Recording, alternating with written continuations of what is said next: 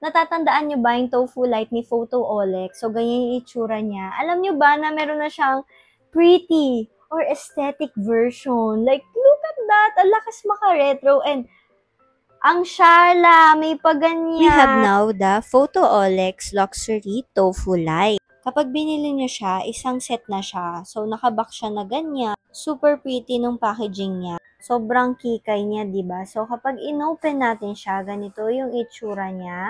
Pwede rin siyang pangregalo. So, meron siyang manual dito. We also have a pretty cable right here. Meron na rin siyang kasamang pang-clip. Pwede niyo ilagay sa phone nyo. Napakatibay naman niya. Meron din siyang kasamang mini tripod. Sobrang cute niya. O, ganyan lang siya, kaliit. May isa pa tayong box dito. So, open natin siya. Ooh, okay. So, ito yung pwede nyo ilagay sa inyong Tofu Light. Ayan o. I-screw nyo siya dyan. Then, ito yung actual na itsura nung sobrang kikay natin na Tofu Light.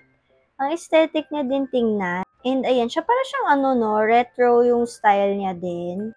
Ang bongga niya tingnan guys. So, like pag mag-iilaw-ilaw ka sa labas, so, diba? Ang syala. Gets ko na. So, yung parang kasamang ganito, ayan siya. So, ano siya? Mirror. Ayan yung itsura niya, oh. So, kapag, halimbawa, nag-TikTok ka or nagawa ka ng inyong mga beauty contents o meron kang pa-mirror dyan. Ang ganda ng screen niya. Ang laki na pala. Yung dati kasi ganyan, maliit lang yung screen niya. Ito, oh, ang laki na niya.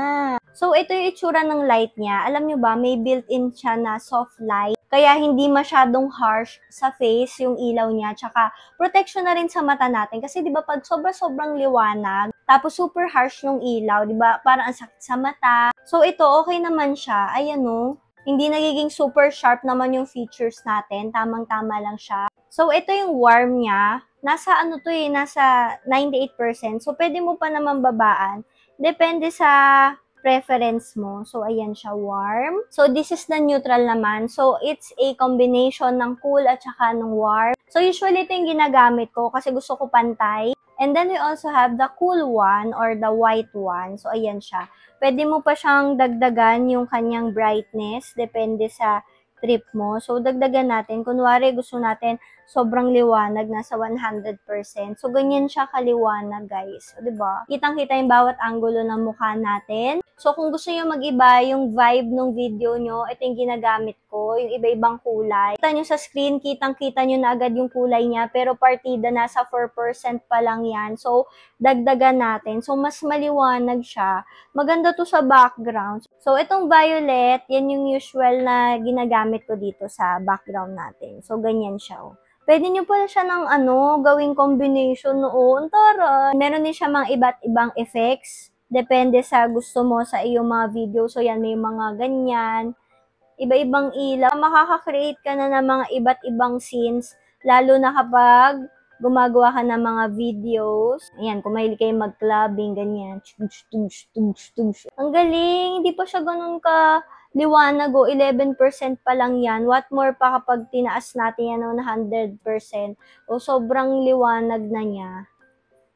O, sulit na sulit. Ang liit lang nito. Small but terrible. Pero nagbabago-bago niya yung itsura nung vibe ng video natin. So, kung gagawa kayo ng mga videos, ikiklip nyo lang siya dito sa phone nyo. Makaganyan. So, para makapag-video kayo, huwag kayong mag-alala kasi yung clip niya, may butas siya. So, hindi matatakpan yung camera nyo. Kinlip ko na siya sa phone, hindi na ako gumamit ng dalawang ilaw, diba? Sakop na sakop niya yung mukha ko. So, ilalagay ko siya dyan sa yellow basket, guys, para makabili kayo. Ang ganda niya, kasi natuwa ako, kasi may pa-set-set na siya na ganito. Tapos, hindi ka na mamamblema sa mga tripod. Dati kasi, parang ang nabibili mo lang is yung mismong pocket na Tofu Light. So, ngayon, meron na siyang mga kasama na mga tripod, mga clips, mga social na ganito. Pangregalo pwede rin o pangregalo niyo sa sarili niya. So, ayan, bili kayo. May pailaw na kayo. Lalo na yung mga gusto talaga mag-content creation. So, yan.